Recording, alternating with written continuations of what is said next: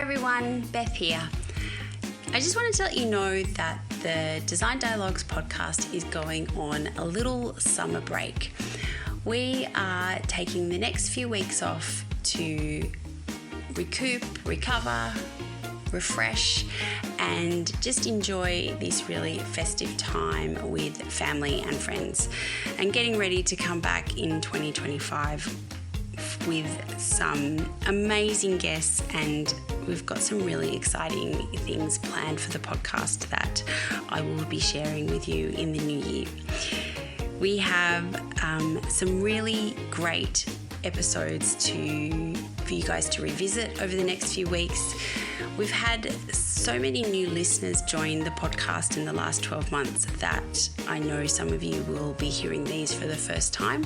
And for those of you who might have already heard these episodes, I know you were going to get even more out of them than you did the first time. I really wanted to take this opportunity to thank everyone for their amazing support of the podcast this year. It has grown in ways that I could never have imagined back at the start of this year. We have had some truly amazing guests on the podcast. We have more listeners and downloads than I could have possibly have imagined. And on top of that, we have had our first 2 live events. So 2024 has been just a phenomenal year, and I can't thank you all enough for your support. So I'm really looking forward to seeing you all back here again in 2025. We have got, as I said, some really exciting things planned for the podcast. There'll be more live events, and I'm just really looking forward to continuing the conversation with you. As always, if you want to book in for a health check or take our courses, you can do that online, and that will set you up for 2025. But over the next few weeks, I really hope you enjoy the episodes that we have put in for our summer break. And I hope you all have a wonderful holiday season, and you take the time with your friends and family and relax. Your role as a designer for your client, or if it's their own holiday house thing, they're going to want to generally bring family and friends. So they want to make that experience the same as if they were using it as a business. Your role as a designer is not only to do your regular job, but is to create that holiday feeling and to infuse that in every moment in the property that you can.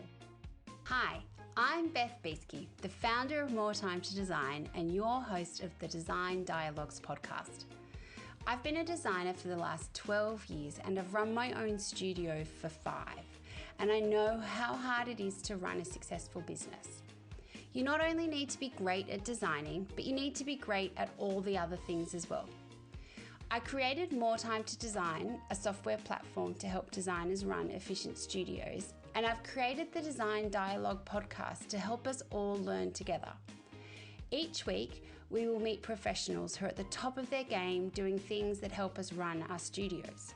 We'll have conversations with social media managers, interior design mentors, copywriters, stylists, photographers, suppliers, and also designers who have been in the game for a long time and who have such a wealth of knowledge to share.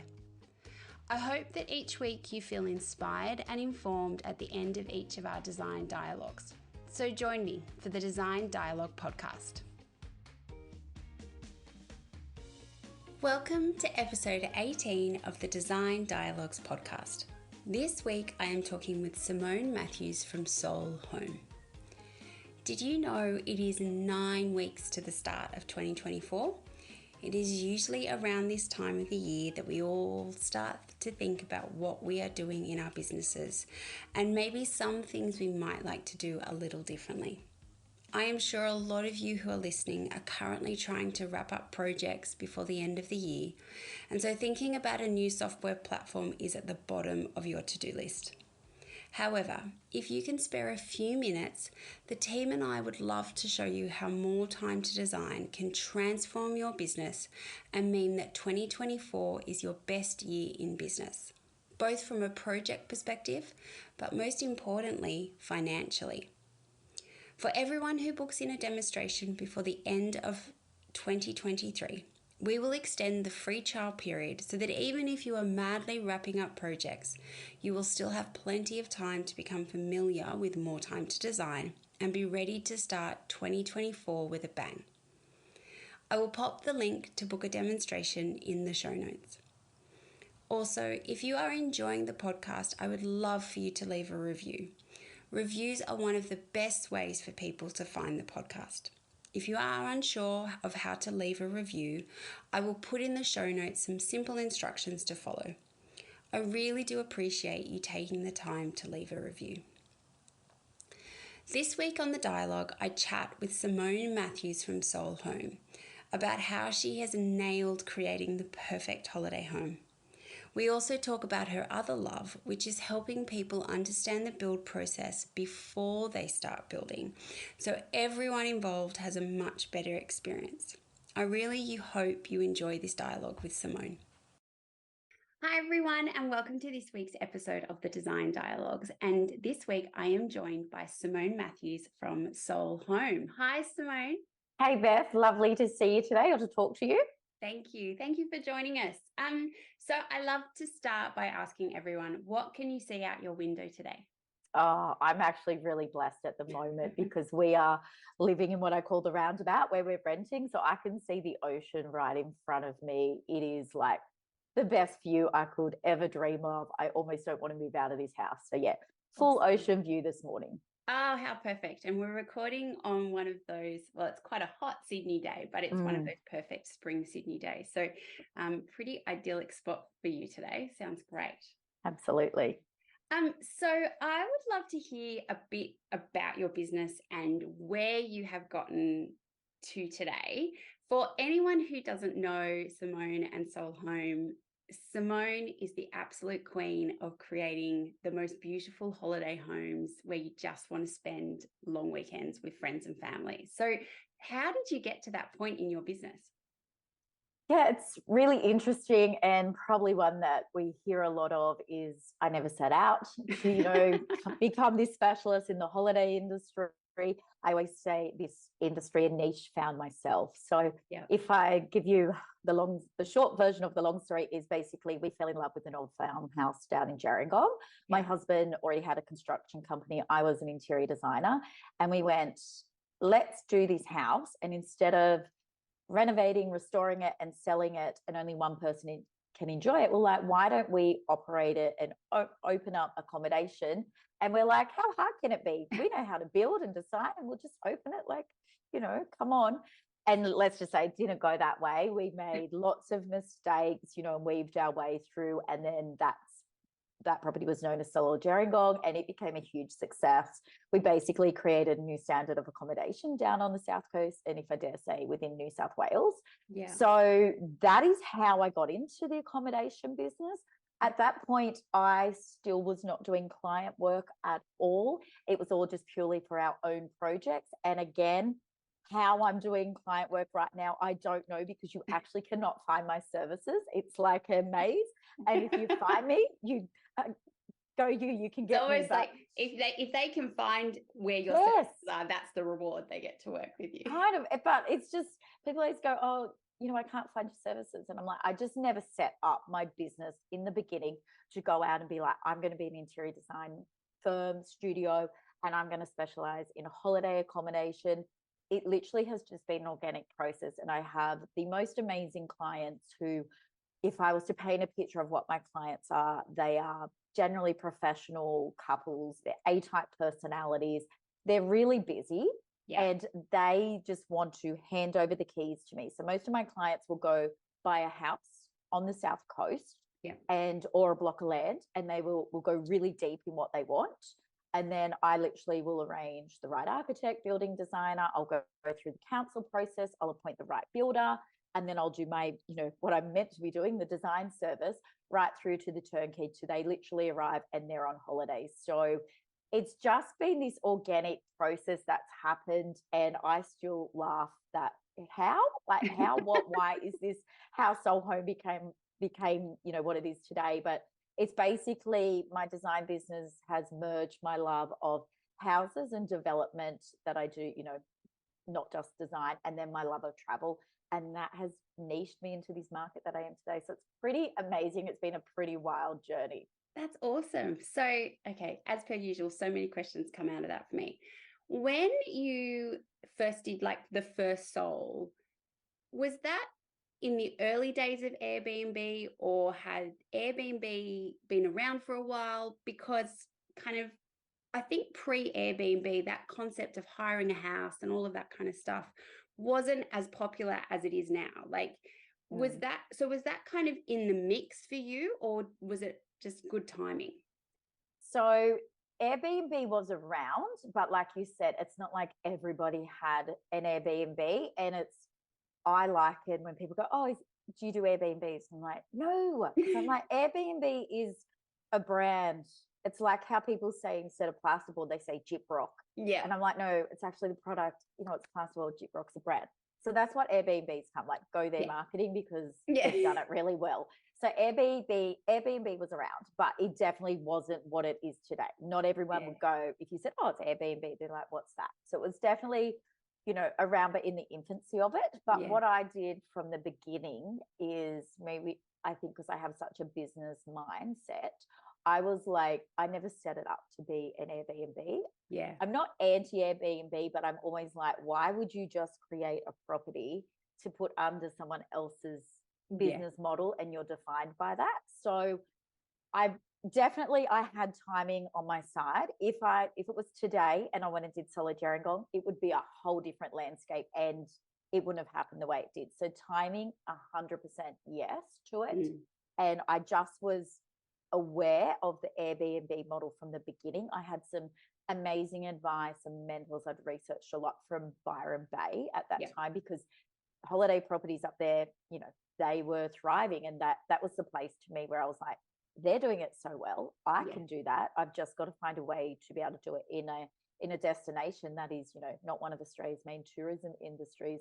And I remember I got the most amazing advice by a business owner up there who said, you make your property the destination, and then they find the local area. Where they were like, Byron, we can't do that, because Byron's the destination, and then they go find the accommodation. So that just was like a light bulb moment that went off in my head. And I said, and I still say that to people today, I'm like, if you can do that, you have your own brand, you have your own business, you have your own repeat customers coming back, because you're the destination. And to me, that's the goal of a successful business within that industry. Yeah. And because how long ago was that first soul? I really should know all these dates. So I don't know the years, but I work it out by my children. Oh, yeah. So when we moved down there, so we'd bought the house 2 years prior, and we'd rented it out just so we could understand the area. And we were in the middle of doing a development in Sydney, because again, we did not have a plan to go buy this holiday property. There was none. We weren't moving to the South Coast. We were more than happy in our life. So when we moved down there, it was my eldest son was finishing year 5. Okay. And to put it in perspective for today, he would be finishing year 12 this week, but he left and is doing carpentry. Okay. So I think it was 2016, 17, like that. But it's been, so that's when we first started construction. I remember we opened Melbourne Cup, because we had a massive ladies day, and there were still trades all through the yard. It was chaos. But so it's been a while. Literally, it's been my whole son's high school career. Yeah, wow. Because that's really interesting, because for those of you who don't know, Gerringong is about an hour and a half from the city centre down the south coast. And it's a beautiful spot. It's kind of like, it's on the coast, and then you can go inland a little bit to Berry, which is that beautiful kind of country town, which is such a kind of, it's been a landmark for ages, because they've just mastered, well, they've got berry donuts, so, but I would say that it wasn't really on the map until Soul was there. And now there's quite a few kind of, there are these, for want of a better word, designer holiday homes in Gerringong. And so you've kind of really set the benchmark and really started the ball rolling for that part of the South Coast. Yeah, I've had a lot of people who've said, oh, you put Gerringong on the map. And I was like, no. And then a couple of years ago, I was like, yeah, actually we did, because the other side of that business was I invested a lot into PR. So we, again, my other advice is don't just go and design an amazing house and make it look magazine worthy and wait for people to find you. You have to go out and find your target market and your guests. So to me, that was PR. So it went crazy. Like I said, timing was on our side, but we also put everything into it. So we had, we were featured in Qantas, we were everywhere. We just it took off. So it did put Gerringong on the map. Like people are quite familiar with Bunker House, which is in the same town. And so Neil from Future Flip, he said, it was like, you literally put it on the map. You did the hard work for us. So it has become this little coastal town that people are starting to like it. It's the mini version of Byron, because it is getting that, I hate to say it, but it is becoming that kind of cooler place to go to. And that's where, there's a fine line. It's great for, if you've got accommodation businesses, but it's also making sure that that area stays, what it is, that community feel. Because after living there as well for 4 years, it's such an amazing place. So, yeah. Yeah. And it is interesting, like, these pockets come up, Gerringong is obviously south of Sydney, but more kind of up on the north side. It's a little bit further, but around like Port Stephens and Anna Bay up there, like there's other little pockets where, these designer holiday homes are coming up. It's really interesting. So you obviously had, from like day one, you knew that you couldn't just build the house. You had to have the photos, the marketing, the Instagram account, all of that kind of stuff. So that was very much in your mind from day one. Yeah, absolutely. Because I always say again to people, when you're doing a holiday property, it's a business. Yeah. So many people go into it thinking, oh, this is going to be fun. It's a hobby. I get to go fluff cushions and put a bottle of champagne in the fridge. I'm like, oh, it is so not. It is a lot of hard work, and there is a lot of stuff that goes on behind the scenes. It's also a really expensive business to run. So I went into it with business intentions, just the same as when I'm setting up a design business, or if it's, we're doing a development, you've got to go into it with business intentions, because unless you're interested in a holiday property, costing you money, basically I would say to people, if you're not making money from this, then you are better off to go and pay for a holiday instead of paying for someone else's. Yeah. And so many, I would almost say that 70% of people, if they actually weigh up all their costs, are not making an income from it.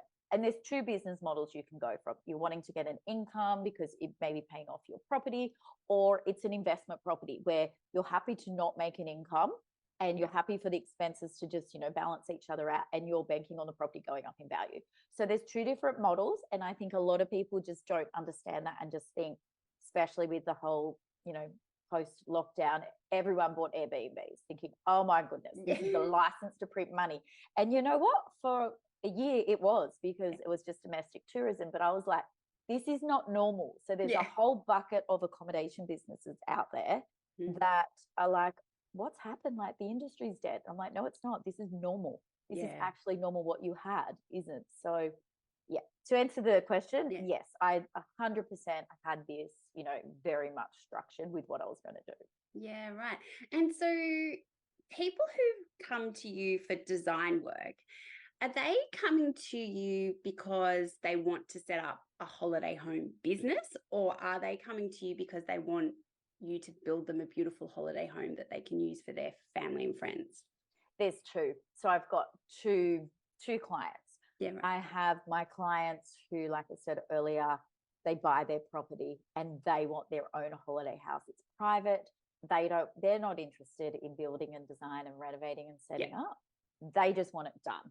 And they live away from the property. That's one client. And then my second client are people who are going into it as a business. So I'm almost doing the design, I'm doing the same thing, the design, the build, coordinating everything, but also mentoring them as such along the way and setting up their business. Yeah, wow. Gosh, I mean, as you've described, it kind of, you fell into it, and you kind of have such a really interesting business model, because I do think there are so many people that think it's easy. Like, it's just, it's fine. It's an easy business to have, but yeah, gosh, it sounds like a lot of work.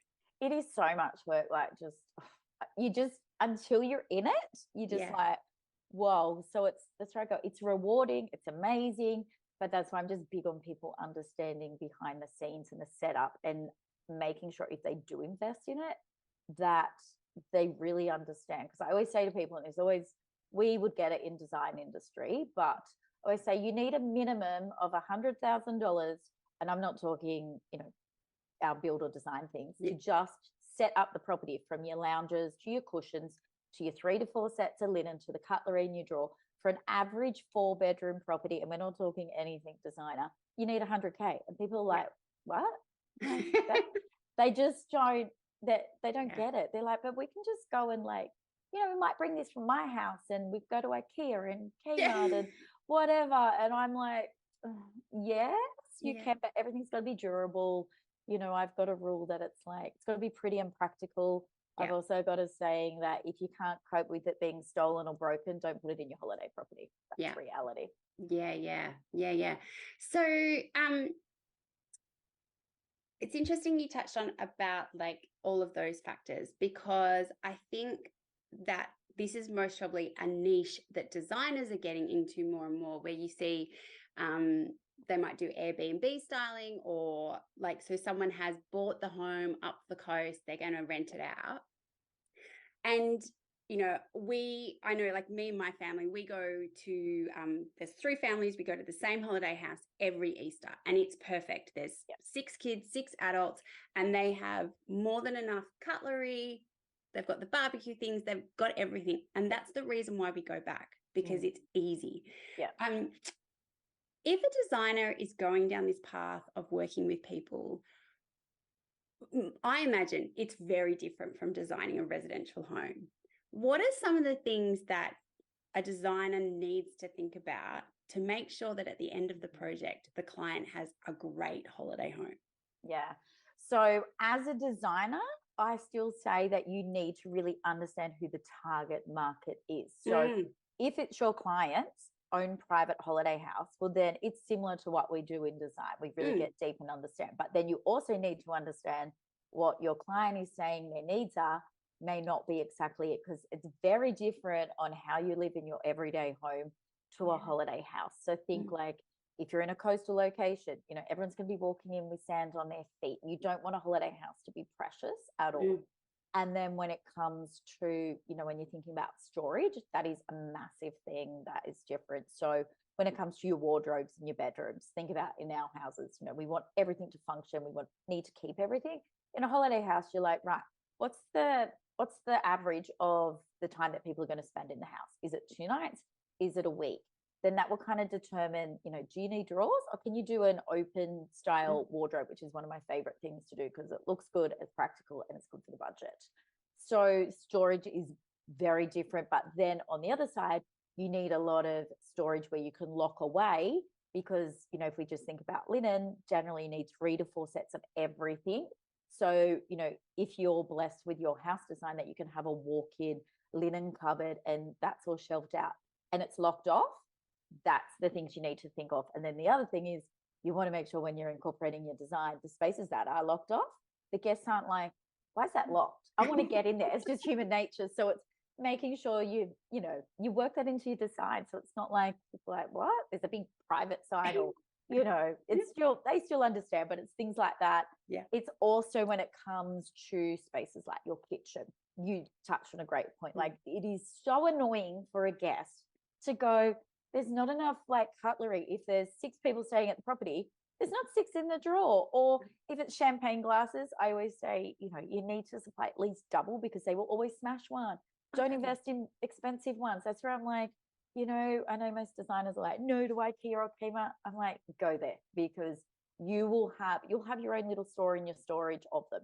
So it's things like that. You want to make the guest experience top notch. It's your role as a designer for your client, or if it's their own holiday house, they're going to want to generally bring family and friends. So they want to make that experience the same as if they were using it as a business. Your role as a designer is not only to do your regular job, but is to create that holiday feeling and to infuse that in every moment in the property that you can.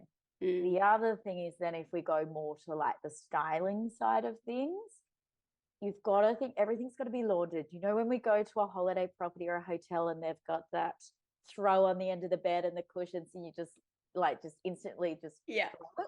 It's like, you know, I'm a big fan of you should not use cushions on a bed in holiday accommodation, because are they going to be laundered every time that someone stays there? I would say 99% no.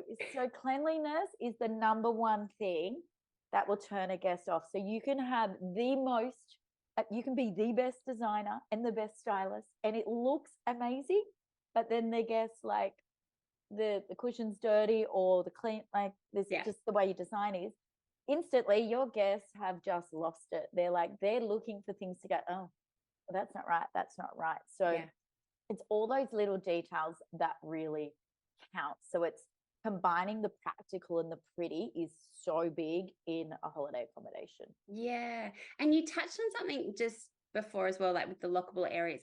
If you are like not just styling up an existing property, but possibly building from scratch, what are some of the things in terms of like actual floor plans? So you mentioned like a lockable area that's away from the guests. Are there other things like that you should take into consideration?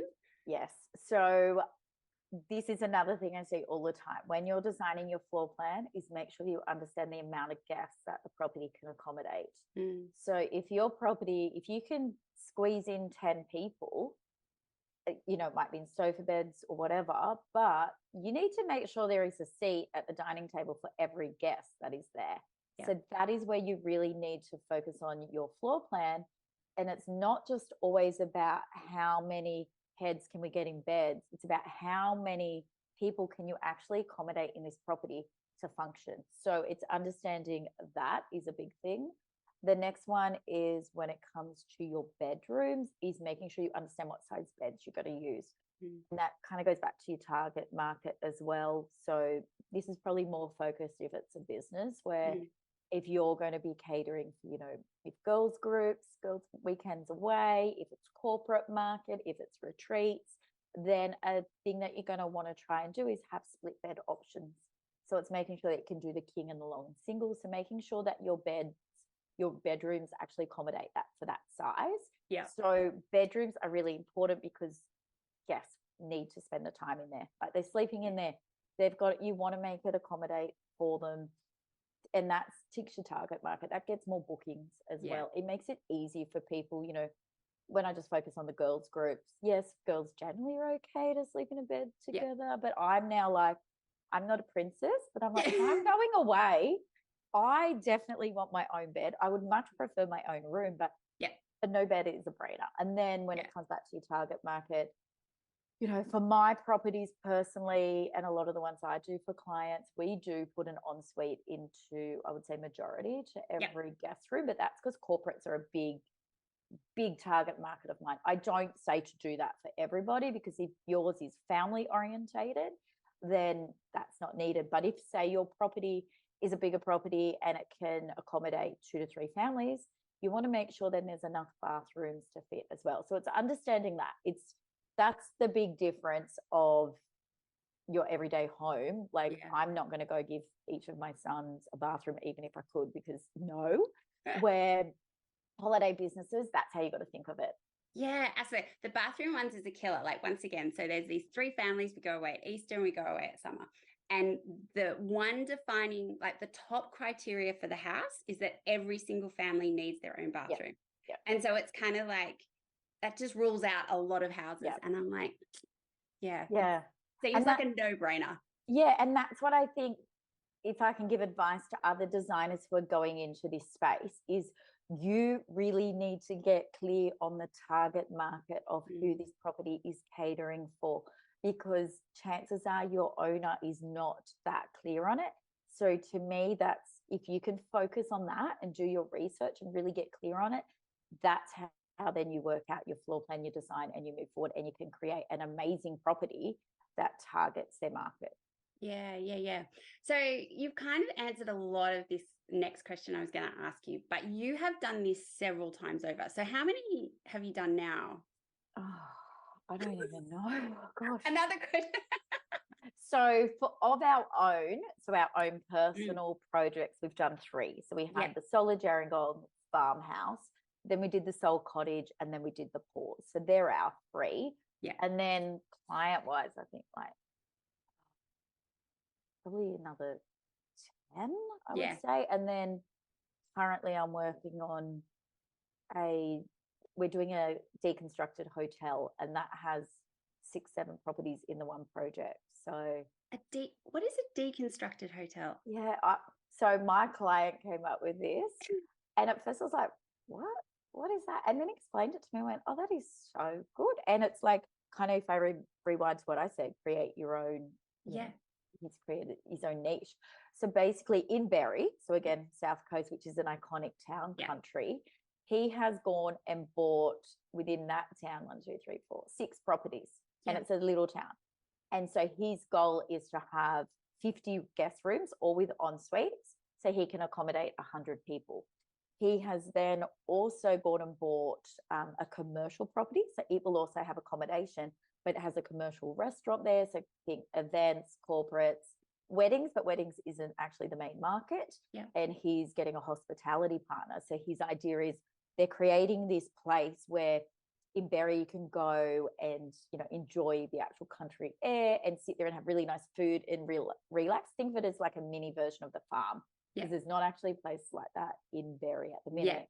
So then everyone who stays at his accommodation can come to the restaurant. They like breakfast is included. He'll down the track have a bus to pick everyone up from. So it's basically a deconstructed hotel.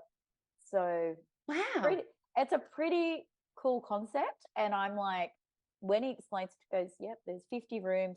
We have the restaurant, we have the space. They're free to come and use it, but they can go and stay with it, like pick the accommodation that works for them. So And so it'll be interesting. The 50 rooms are across like a more traditional like motel kind of thing? No, they're all holiday properties. Oh, wow. Yeah, so the first ones that we opened. It's kind of like the best of both worlds. It is. So Maple opened about a month ago. So it's 2 4-bedroom cottages. So each property has pools as well. We're doing the townhouses over the road, which is Rubus. So they're 3 4-bedroom townhouses next to each other. And then he's already got Linnea's Farm, which is like a stunning, like absolute, like it's, you know, it takes your breath away. So we've got that property. I have seen, the number of times I've sent that to my husband going, can we go here? Can we go here? Go here? It looks phenomenal. And then there'll be, they've all got names based on the like Linnea's collections, the Carl Linnea's youth grouped plants. So they're all a name from there.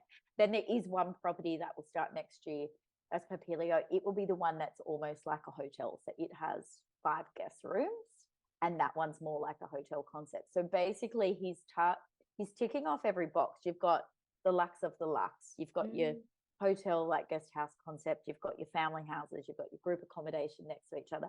And then you've got the big lodge style, which is next to the restaurant. So it's definitely interesting and a great project to kind of be part of. But Wow, that's amazing. And it does, because so often as well, like when it comes to these kind of places, it's like, oh, that would be lovely, but we've got small kids. Like it's not going to work. So wow, that is wow, that is a really ingenious idea. I'm very intrigued.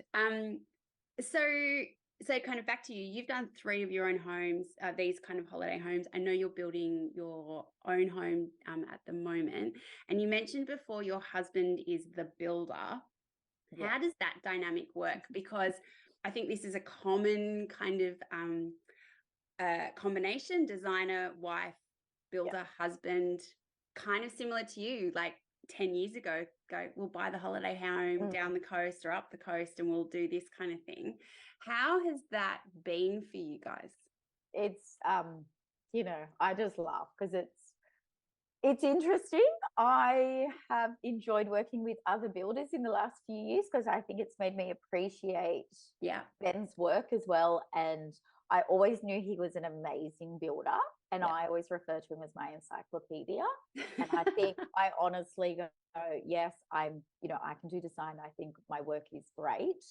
But I also go, I think he's my he's my gem because I have a builder and he's really good. But by working with other builders, I'm like, oh, okay, yep, there's some contrast there.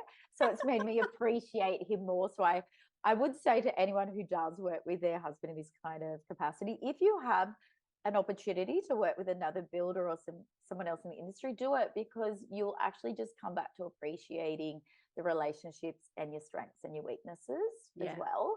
But yeah, it's funny. And because we also do, partnerships and collaborations, we're currently filming the build of our next series, of our next project. So it's funny because Ben does not like a camera. So he's been hashtag camera shy builder. So then it kind of works. But it's like anything. It's that juggle of, can you turn personal and professional life off?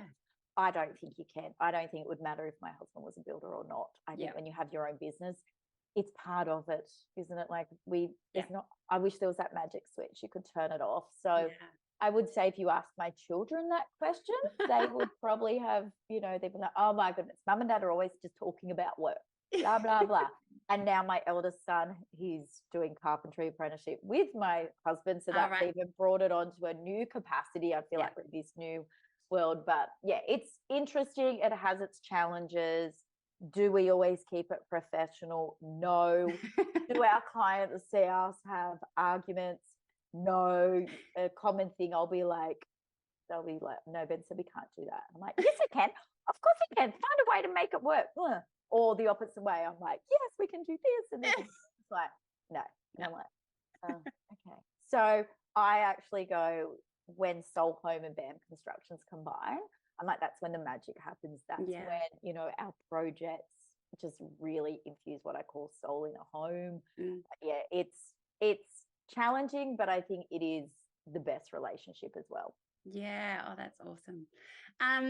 So one of the other things for anyone who follows you on Instagram, you love Bali. You spend a lot of time in Bali. Your interiors evoke so much of that kind of island feel, which is perfect for a holiday home.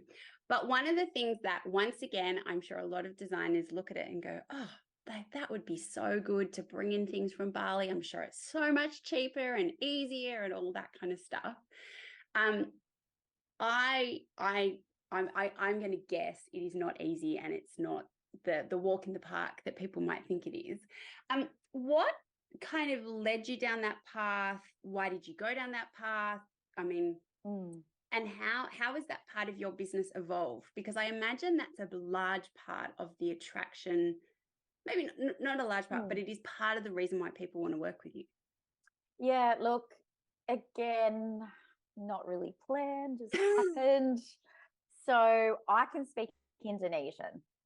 So that, I would say, is the number one trick of it, because I can converse with, the people who can't speak the language at all. Yeah. So that is where I can find the products, the people to work with. That has been absolute pure gold for me. And it's also what I love it, because to me, I'm like, I can speak Indonesian, still got this. And it is funny because I did Indonesian at high school back in the day. Yeah, right. And I only purely did it because my elder sister had done it, and I knew she went to Bali on a holiday. Again, no interest in it. But it's funny that it's the only thing that I've probably used from high school, and I've just been able to keep it up because we do go there quite a bit. Yeah. I always say to people, I go to Bali a lot, but I still would do the touristy things, go and stay in, nice restaurants. But we also go off the beaten track. My children have kids the same age that they've known, and they've grown up with them. So to me, Bali is a place where we're really connected to, and I find that we all practice gratitude. So to be honest, me creating and bringing products in from Bali, it wasn't so much a business move. It was just a way I felt like I could give back to the island that has given my family and I so much. Yeah. But then at the same time, I find with these products, when I bring them in, that Balinese gratitude, they're just so high on life, and it doesn't matter how little they have or any problems. They're just like, oh, life's all good. So to me, I can infuse that Balinese way of life in these properties, and often people would be like, oh, Balinese style. No. And I'm like, no, my products that I bring in, they don't look Balinese. They're not like, the carvings. And I'm like, they're not like that. And I love that I get to support the people who are making these products. I'm supporting villages here. Yeah. And you get that direct, connection. So to me, that's what it's about. Yeah. About logistically how you do it. It is challenging, but again, it's like with anything, you need the right contacts. You need someone in Bali that you can trust and work with. You need someone on the ground there to manage it. And then once you have that, it's not actually that hard. Like I just placed an order this morning for this custom marble basin we're having brought in for my house, because the first one they'd actually made wrong. And it only turned up, 6 weeks ago. I haven't had a chance to look at it. I was like, oh, you're right. Okay, wrong. So you can't just go, oh, sorry, can you refund me and send me a new one? It's, it's like anything. And then when it comes to the cost side of things, yes, it is a lot cheaper to buy products over there. However, not all products are. It used to be a lot cheaper. It's some things you are still better off to source in Australia. I would say with furniture, it is still a lot cheaper to just buy through your own supplier over here. It's things like the Bali doors that we do. We've toyed with creating a business and opening that up, because that is probably the most in-demand product of what we do. Yep.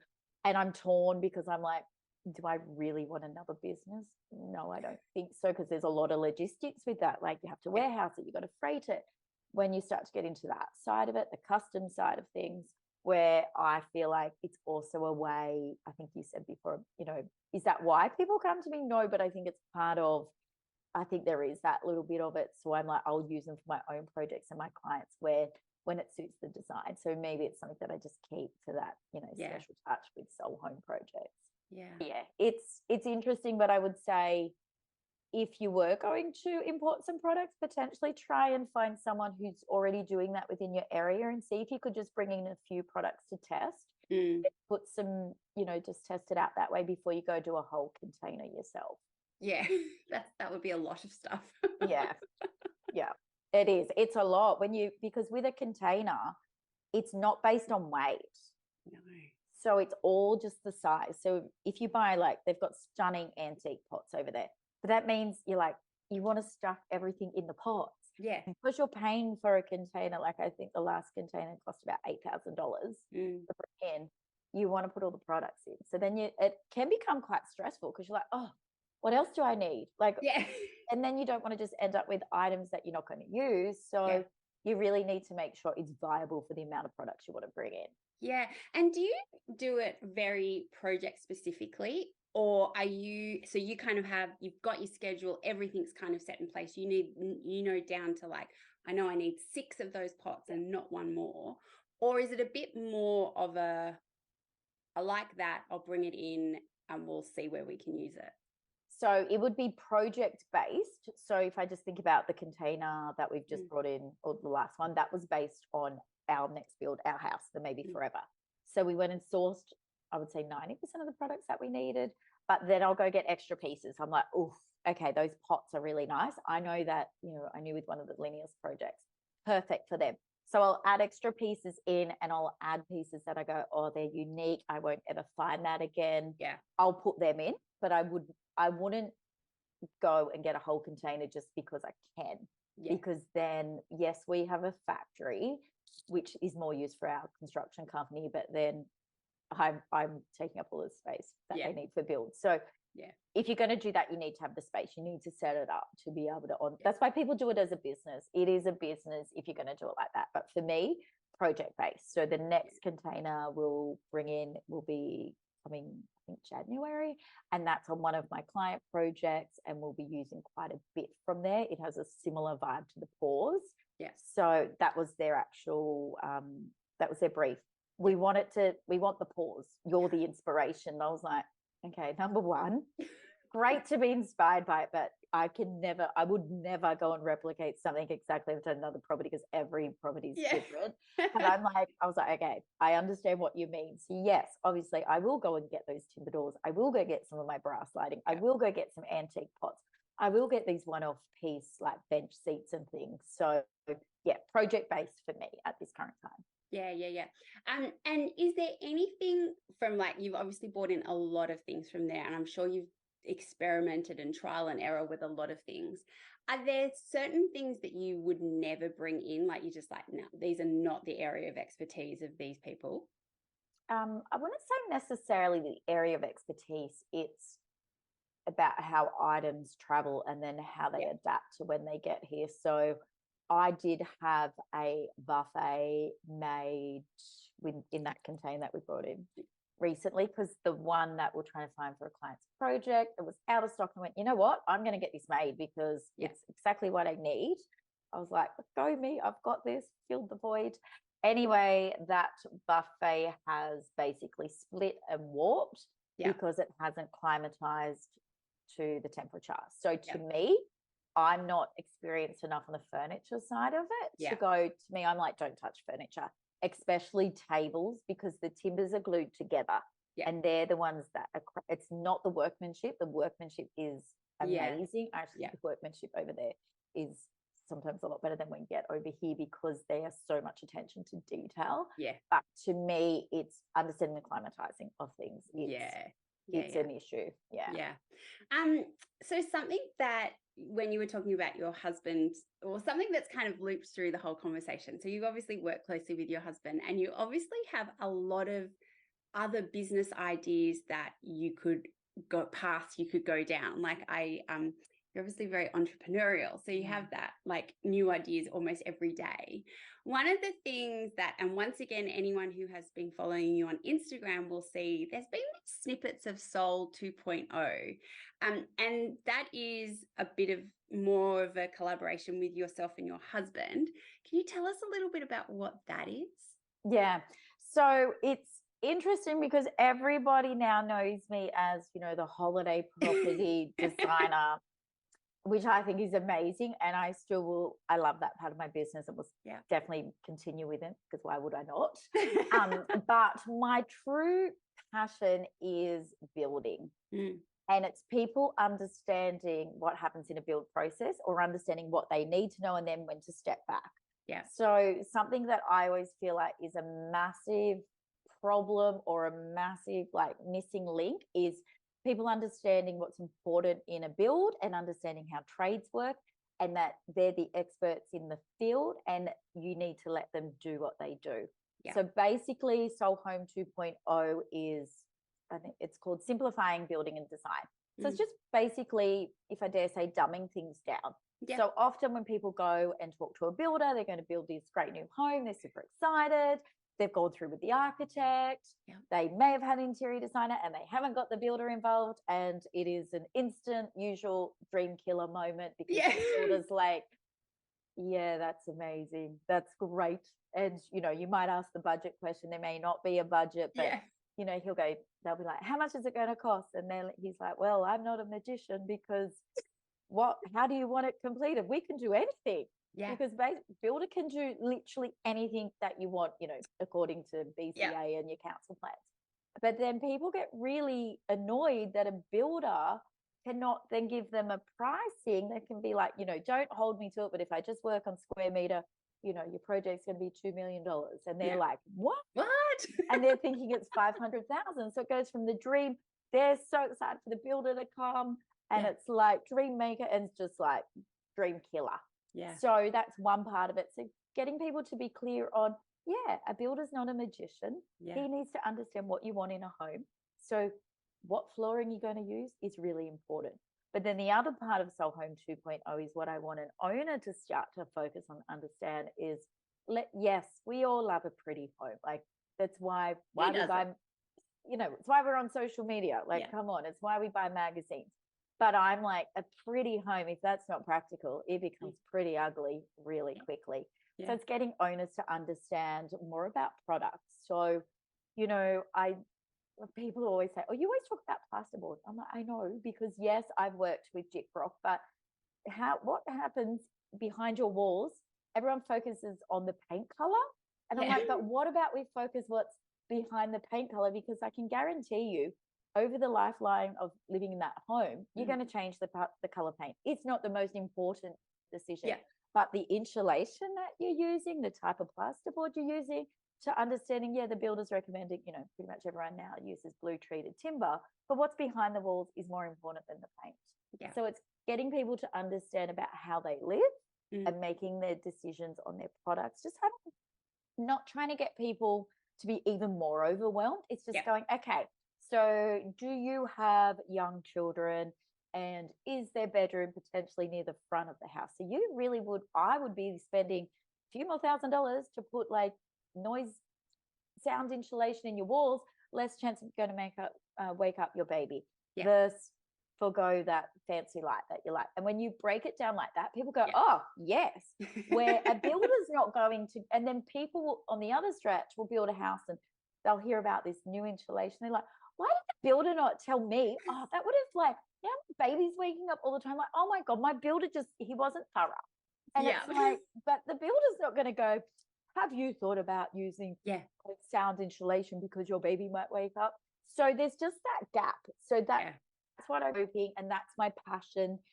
I'm doing this as a business, but honestly, I'm doing it because it's what I truly lights me up. And I could talk about that all day because I'm like, let me build and design houses. It is an expensive process. It is more expensive today. People think because we're building our own home, it's going to be cheap. I'm like, oh my God, our house is so far over budget from what, we expected. And it's like, when you're spending your hard-earned money and you want this home that you want to live in and you want to wake up every day with what I say, experience that holiday feeling in your own home, they're the key things that can make a difference. So I'm like, I think, you can go hire a designer like us, outsource the pretty side of it, get your spatial planning right, but you need to have some understanding on what goes into your build. And it's just also simplifying like the build talk. And I think this is a problem I see with a lot of designers. They get intimidated by trades and builders on a site. Yes. And I get it because, there's some builders that will put you to the test and I'm just like, oh, okay, here we go. Come on. Where I get it. It's really intimidating if you're not comfortable with it. And if you don't know how to speak the lingo of what they're talking about, then you don't know what you're saying. They're not listening to you. You're not listening to them. And then designers are like, well, I want to, and they're just like, what? Yeah. So it's just basically breaking it down and just simplifying building and design for all. Yeah. Oh my goodness. Okay. So we've got a couple of questions. So first, because this has come up with a couple of people, both for things I've interviewed on the podcast and just in general conversation. Since COVID and the rising cost of building, like it's not going anywhere. It's not going south. Like it's where it is. And it is like what you could build for 100K pre-COVID, you're not getting for 500K now. What a lot of people are doing is that they are bringing the builder into the project a lot sooner. And I think this is like, I'm a big advocate for this. I think the builder needs to be part of your team from day one.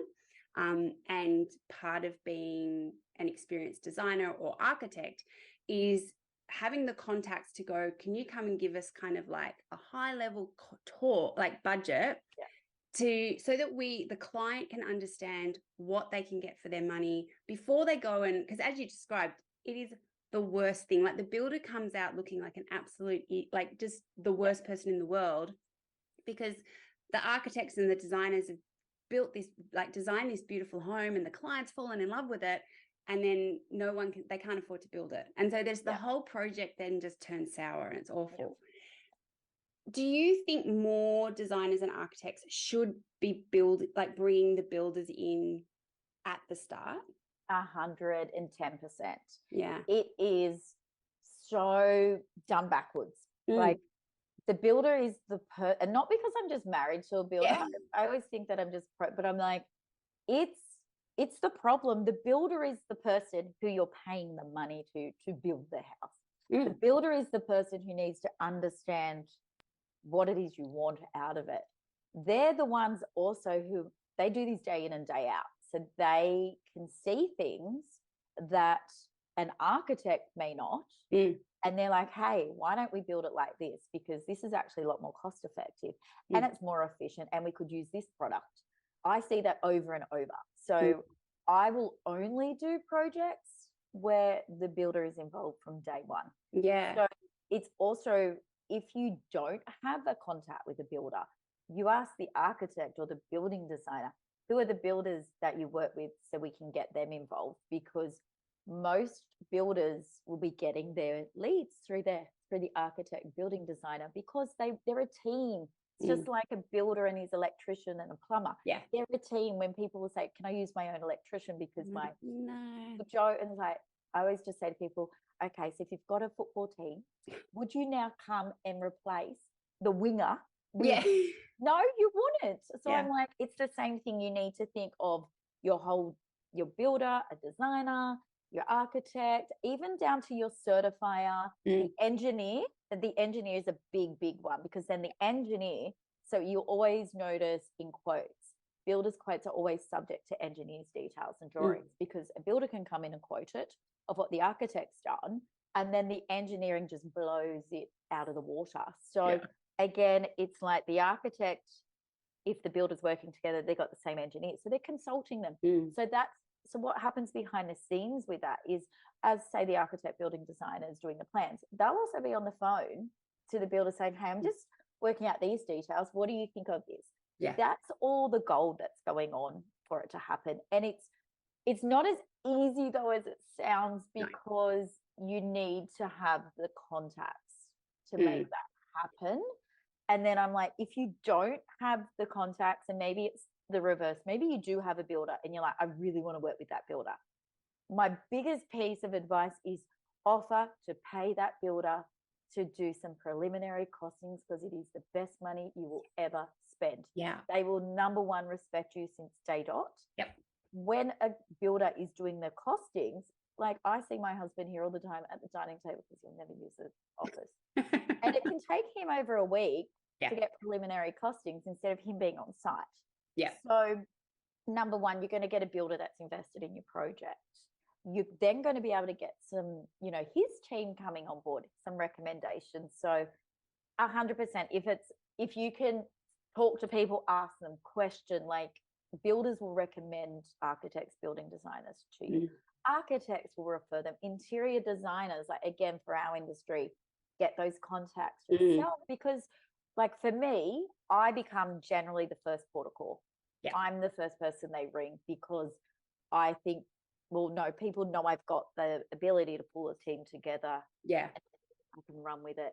So if you're an interior designer and you've got those people in your hands, you're going to get more quality work. You're going to, like you said, things go sour really quickly. It goes from, oh my God, to boom, we're out, like, can't do this house. Where to avoid that, also as a designer, we can go and create the most amazing spaces. Yeah. And then we can be the dream killers or look like the idiots to the clients, because then they're like, whoa, that's out of your budget. Or it's not always even budget. It's just, how is that doable? It's not doable with the build.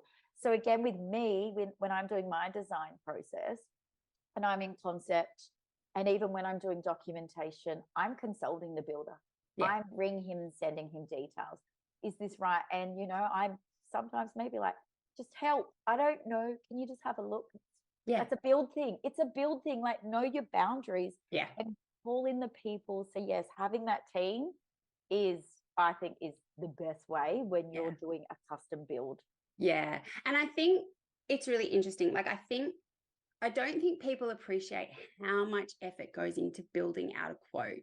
And I think from a builder, and I think people get frustrated when like a builder might give them like a 1-page document and they're like, and it's like, well, you're actually asking them to work for free. Because if you think about how many quotes a builder might put together over a year and versus how much work they actually win, they're spending a lot of time not being paid. Yeah. And so I think being like, realizing that it's actually a substantial amount of work to get a detailed quote, which is going to make sure, like, you need a detailed quote. Like a 1-pager is not going to cut it. I suppose one of the objections that people, like, I think it's a bit of a mind shift for clients, because they're like, well, I've got to get 3 quotes. So what am I meant to do? Am I meant to like start with one builder and then like, move on to another one? how do you handle that objection? Because I don't actually think that's correct personally. Like I think it can't be a price-driven decision. Yeah. You build a selection. Like I think there's so much more than goes into it. And most importantly, you need to be able to have a drink on a Friday afternoon on site with them. Like they are going to be in your life for 2 years. Like it is a very important relationship. And so it can't be chosen on price. It cannot be on price, because I also say say you're a person, you've got 3 quotes, each builder structures their quotes different. Yeah. So whilst the cheapest quote may appeal to people, they're not it's like comparing apples and oranges together. Yeah.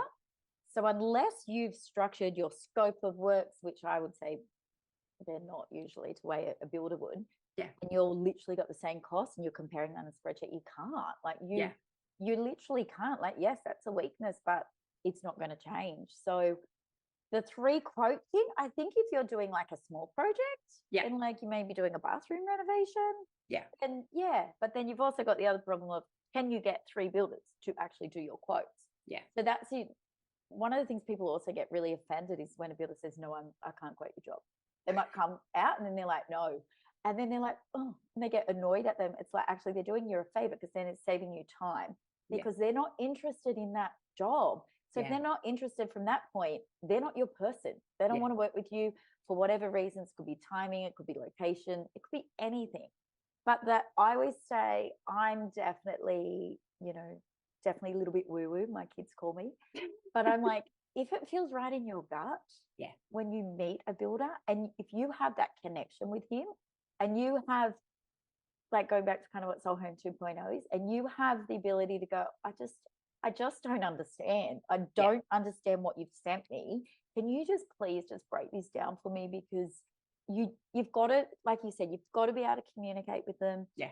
If your build is a year, they've got a seat at your dining table probably for 2 years, because you've got a year of planning and the year of the build, and things will go pear-shaped. Yep. Every build, there's a saying, there's no problems, it's only solutions. Every build. And it's like, I always say, a problem is an opportunity for success. Yeah. So that you need to be able to work with a builder to be able to go, oh my God, I hate it. And they're like, okay, but just wait, because this will happen. So I don't think the 3 quote thing is actually what need to do. In some cases, yes, but I think if you've got that gut feel, obviously still do your due diligence. If you've got a good builder, they will want to give you like their previous works and clients. Yeah.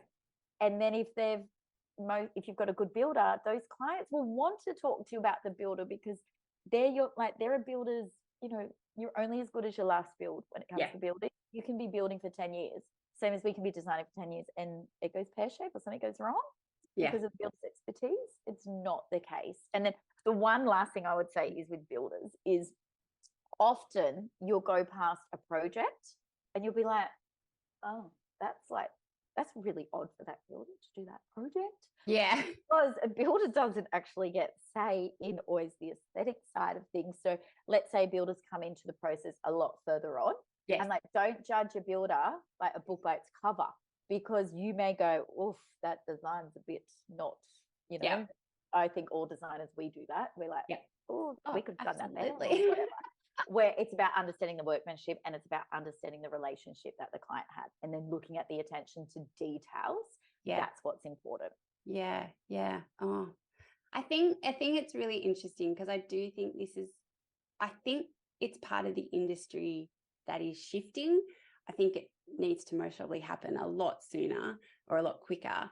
But I do think that bringing builders into the conversation, and as you said, like, I think for so long it's kind of like, we'll get an architect, and then the architect will do his thing or her thing, and then maybe they'll bring in interior design. It's like, actually, no, you need to build that team day one. They all need to be there, because it really is, we all have our own skill sets that are very complementary if they work well together. But I think I think people just I just don't think they understand the process enough. They're just not educated on it. You don't know what you don't know. I think that's what the classic case is. Yeah. So one other thing I'd love to get your take on just really quickly is, And this comes up a lot because I think a builder who's never really worked with an interior designer before can sometimes automatically see us as a headache. Yeah. And if you are a relatively new designer or maybe don't have the most boisterous of personalities, it can be super intimidating because the builder will get into the client's ear and then you feel like you look like an idiot, and it can be daunting. You know, there's been times when I've walked on site and I have known what the tradie has done is wrong, but I'm like, oh, what do I do here, kind of thing. What are some of your tips for designers working with builders to kind of make that a much smoother process? Buy them a case of beer. No. No. Actually, it can help sometimes. It can help. Yeah, Bring it coffee. can. It literally can. Like, yeah. So what I would say is at the beginning of the process is you go in and you're like, you're the expert on building. Yeah. I'm here doing the design and the selections, and you know, that's what they think we're here for, right? Yeah. So you kind of go, you're the expert, and I really want to work with you. How about I send over to you, if you wouldn't mind, what I've done, and if you can give me some feedback on if there's anything can improve. If you can win them over at the beginning, and they're not all that easy, trust me. How I said I only work with builders I know. There was one case recently, and it was like that every day, and I was just like, so it's not easy, and it can be a process, and you may have to do that for like a couple of months. And should you have to do that? No. Should they just respect you from the beginning? Yes. But again, they don't know what your role is. They think that you're going to be there and tell them how to build. Yeah. So if you can let them know what your role is, and that they're there to make the magic, this is what you're wanting to create. And if you can share it together, that is the key. You just have to win them. I've seen designers go on site and they're like, I want this, and exactly like this. I know this, blah, blah, blah, because, and I see it, they're intimidated. So they're coming out thinking they're going to be really powerful and just own their space. So they're not looking like they're intimidated. I'm like, it's the worst thing you can do. Be like, hey, I really want this. This is really important. This attention to detail. You know what? If you may need to tweak this, can you just let me know? But this attention to detail here, like, it has to happen. So then they're like, oh, okay, cool. Yep, we get it. And like, if you can, and understand that builders, trades, even architects, clients, they will all say they'll communicate with you the whole way through. They will not. Because, and it's not that they're being rude. It's just builders are like juggling 20 million things. Again, go to a building site and watch a builder, how many times they're on the phone. They are like, I would not be a builder if like, oh, it's like we're just one speck in the whole build process. So if you can get them to understand the details that are really important, get them to work from your plans, then that's the key. And I would say once a builder and a newer designer, they actually see that you are saving time with your if you educate them on that, because it's like, hey, you don't need to go back and ask the clients any of these things. If there's anything that needs tweaking, just give me a call. Heaps quicker, and we'll nut it out. It's done. You are a time saver. You are a cost saver for them. If you can get into the build language, and at the end, you're all there for the same goal. You all want the best for that project. You all want it to look great. You want your client to be like, this is amazing, because then they'll sing your praises. But it is to win them over. You've just got to be confident, but also make sure that they're the ones that are in control, because they are the builders on the site. And if you can not play the game, because I would say most builders aren't, if once they get to know you, they won't. And it's just little things. Just be helpful. What I would say is make sure from your end you communicate every single thing that's said on site, because do not trust because you're on site and you're like, okay, there's I don't know, move this wall back 20 mil, blah, blah, blah. And then you come to site and you're like, you didn't move the wall. He's like, oh, what? It's not on your plan. And you're like, ugh. So just document everything, find out how the builder ticks. So, we use Asana for project management. Does my husband use Asana? No, but I'll still put it in there, because when they're like, but you didn't, I'm like, it's there. So say, for example, for him, I will, I just had to update some plans. I've texted them to him, so ridiculous. But I know that he'll literally look at them, he'll send them off, he'll get them printed, and they'll be stuck all over the site. You know, another builder I work with, he's amazing on Asana and on top of it, but just communicate from your end. And then you can be like, hey, you know, I actually did see there, you've probably like, I don't know what's happened, but can we just work with it? Don't be like, I'm right, you're wrong, because at the end of the day, we all want the same solution. I think that's what people can forget. I think as well, just remembering like the builders know what they're doing, but we also know what we're doing, but we most probably we do bring very different skill sets to it. And I think if you can work with a builder, and like I always go in and I'm like, I just ask a million questions. If I don't understand something, I'll ask a million questions, because I'm like, well, at least I'll know for the next job and all that kind of stuff. But then actually what happens is the builder is like, oh, you are so good to work with. Now I will not do a project unless there is an interior designer. And so they will become one of your biggest advocates and one of your 100%. Biggest lead generators. So I think it's a relationship that maybe interior designers don't always put enough. And I think they do. And because the worst thing for a client is to have a builder and a designer who don't get along. That's not good. No. And that can happen a lot. So you need to do your absolute best to make sure that there's a happy relationship along the way, because we all know if it's like that, you're just not going to get the best result out of it. So designers 100% need to work on the relationship with a builder, because they will give you work. Like I would say most of my work, I get connections through builders that I work with, because once a builder has worked with a designer, you only need to do one job to win a builder over, because they're like, plumber comes, there's your plumbing plans, done. And you're like, oof. The thing I would say is a lot of designers, and this is again knowing your client as well, and obviously the budget that goes with it, a lot of designers will just go, there's your plans, done. And it's like, no. I would strongly recommend for designers who are working with a builder is you need to make sure that site visits are included in your scope of work, and it's a non-negotiable, because a lot of people be like, oh no, and because the builder will be like, no, you don't need that. So it's like, no, you do. You need to be there. And a simple way to just reword it to a client or a builder is like, hey, from my plans, if I can see that light actually needs to be moved out 30, 40 mil, because it's, you know, I can just see it's better.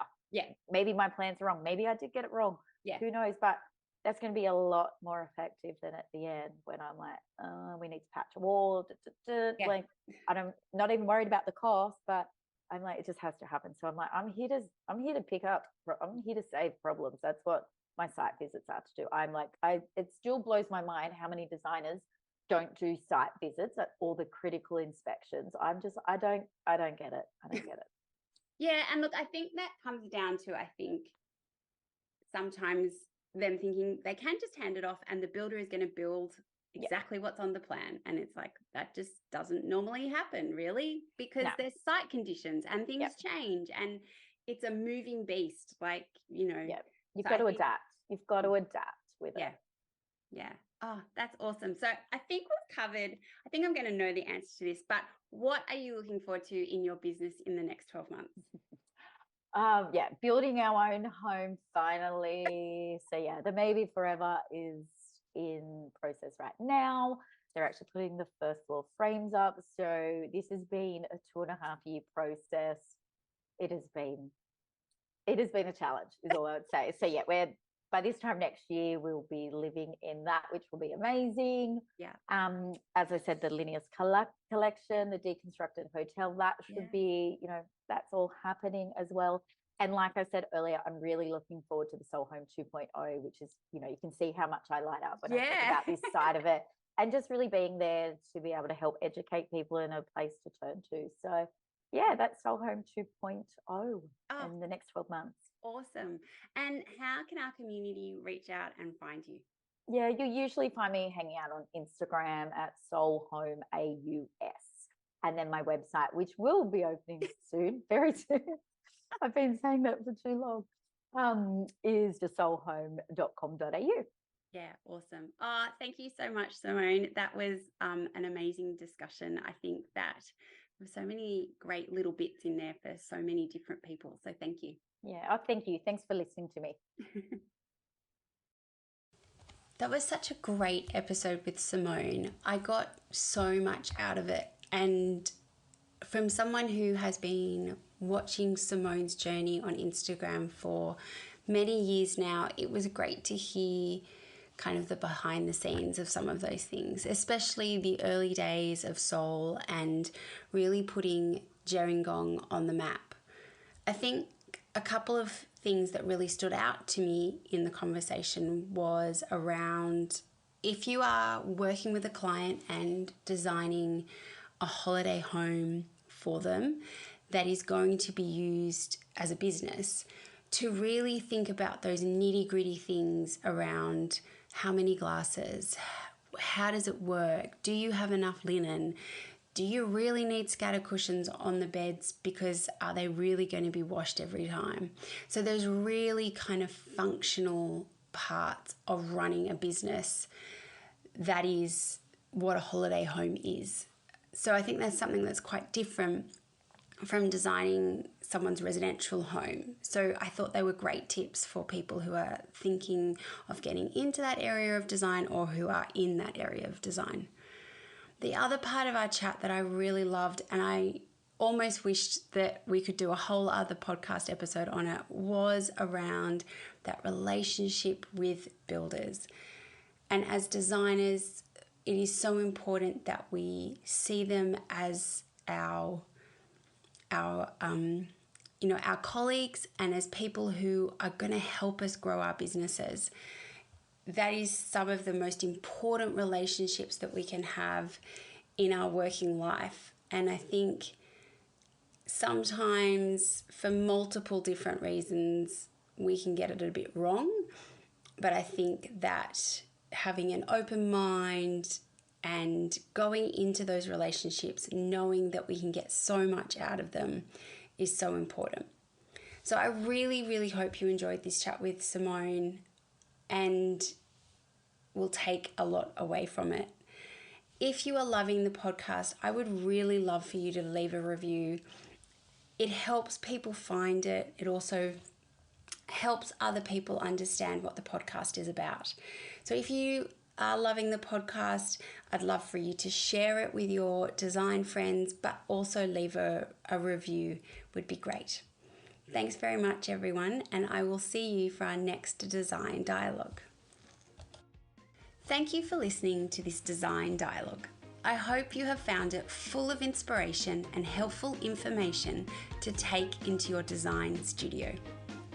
If you like the podcast and want to hear more, consider sharing it or writing a review, as it helps us reach more people, and follow us wherever you get your podcasts. If you would like to unlock the power of effortless studio management and elevate your design business to new heights, please follow the links in our show notes to see how more time to design can help you build a better business. Have a great week, and I will see you for our next design dialogue.